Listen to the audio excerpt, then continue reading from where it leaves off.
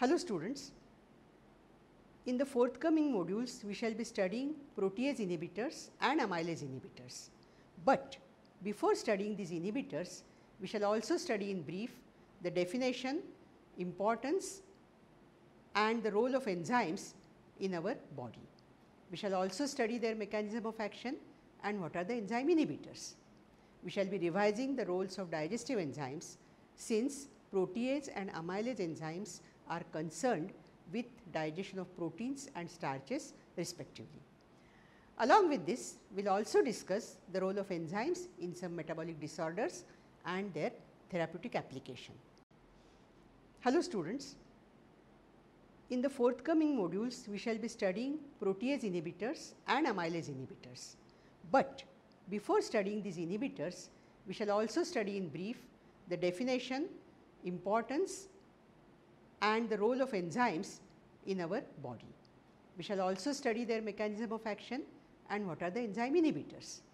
We shall be revising the roles of digestive enzymes since protease and amylase enzymes are concerned with digestion of proteins and starches respectively. Along with this, we will also discuss the role of enzymes in some metabolic disorders and their therapeutic application. So, let us come to the introduction. The living cell is the site of tremendous biochemical activities which we commonly called as metabolism. This is the process of chemical and physical changes that go on continuously in the living organism.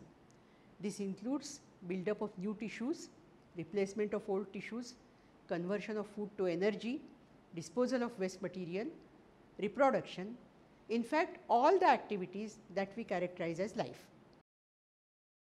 The enzymes are like organized workers on an assembly line. They facilitate these reactions to progress smoothly by acting as catalyst, which does not undergo any permanent chemical change and it is regenerated. So, the reaction is described as the reactant combines with catalyst, it forms an active complex and this active complex breaks again to form the product and the catalyst is regenerated. And in this way it again reacts with another reactant and the process goes on. The enzymes are catalysts synthesized by living organisms, but they can act outside the living system under suitable conditions. They are responsible for bringing about all chemical reactions in the living organism. Without enzymes, these reactions would take place at a rate far too slow to match the pace of metabolism. Let us take some examples.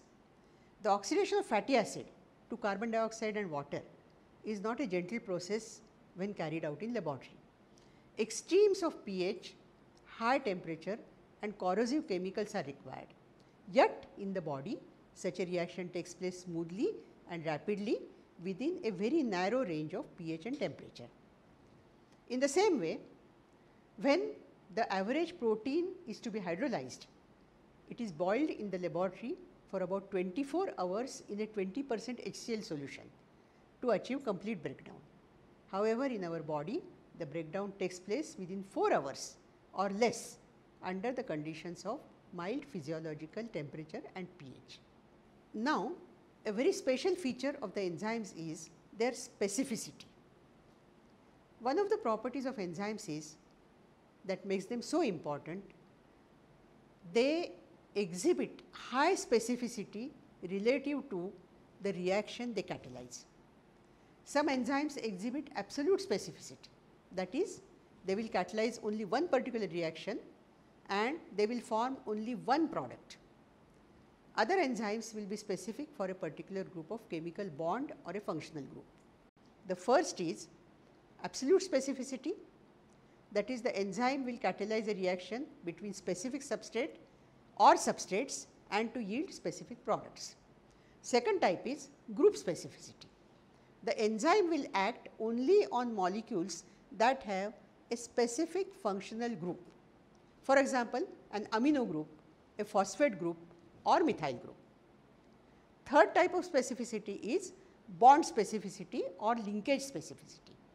The enzyme will act only on a particular type of chemical bond regardless of the rest of the molecular structure. Like peptidase will act only on a peptide bond whatever amino acids are present on both the sides. And the fourth type is stereochemical specificity, where the enzyme will act only on a particular steric or optical isomer.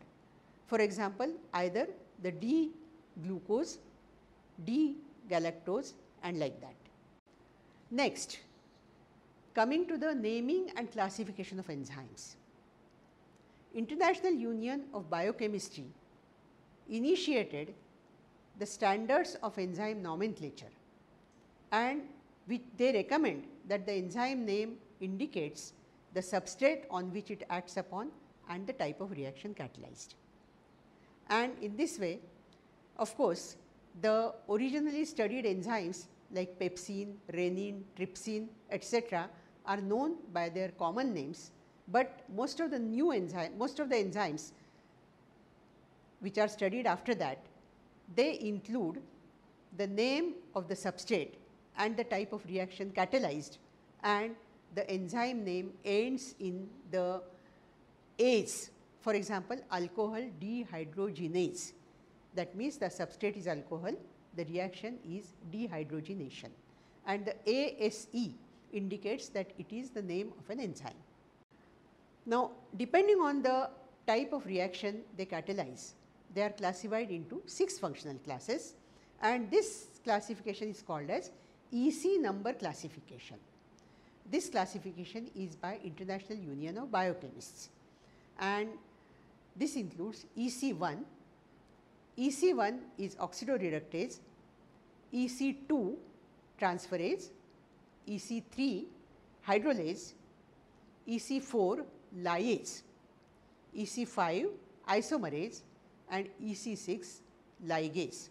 Let us see the type reaction which is catalyzed by each of these classes of enzymes. EC1 includes oxidoreductases. There are 2 types of oxidoreductases: oxidase, where oxygen molecule is one of the reactant. For example, cytochrome oxidase. The typical substrate is AH2, which reacts with half O2 and gives A plus H2O.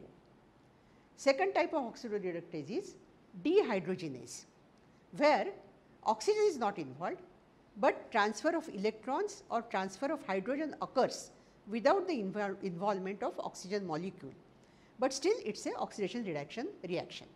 For example, lactic dehydrogenase. In lactic dehydrogenase, the hydrogen molecule is removed from lactic acid and it is transferred to some another carrier and handed over to another carrier. The typical reaction is given as AH2 plus B gives A plus BH2.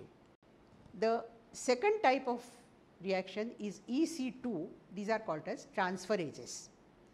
They transfer a particular radical or a particular group from one substrate to other substrate. The examples are transglucosidase, which transfer one monosaccharide unit, transphosphorylase, that transfer the phosphate groups, transaminase, which transfer the amino group, or transmethylase, which transfer a methyl group. Transacetylases transfer an acetyl group. Here we can say the typical reaction is AB plus C, the product is A plus BC, that means the B part is transferred from A to C. Third type of reaction is EC3. This is hydrolases, splitting of the substrate with addition of one water molecule. This include esterases, amylases, nucleases, peptidases and proteases. A typical reaction is AB plus H2O giving AOH plus BH. One water molecule is added, hydroxyl group is added to one part and hydrogen is added to other part. The fourth is EC4 lyase. Lyase is splitting of a carbon-carbon bond without the addition of water, without the addition of hydrogen or any other molecule. The example is aldolase, and the type reaction is given as AB forming A plus B. EC5 is isomerases, where the changing the stereo structure of a molecule, like changing a D to L or L to D, like glucose isomerase.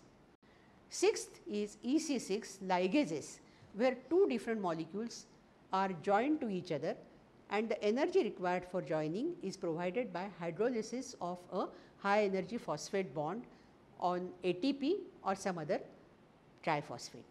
Here A plus B plus ATP give AB plus adenosine diphosphate plus phosphate, and the energy is utilized for the synthesis. So, students, so far we have studied that enzymes play an important role in metabolism. All biochemical reactions in the living organism are catalyzed by enzymes. Enzymes are highly specific regarding the substrate and regarding the type of bond they break. Enzymes are classified into 6 functional classes according to the EC number classification by International Union of Biochemists on the basis of type of reaction that they catalyze. So, this concludes our part 1, and then we will move out to part 2.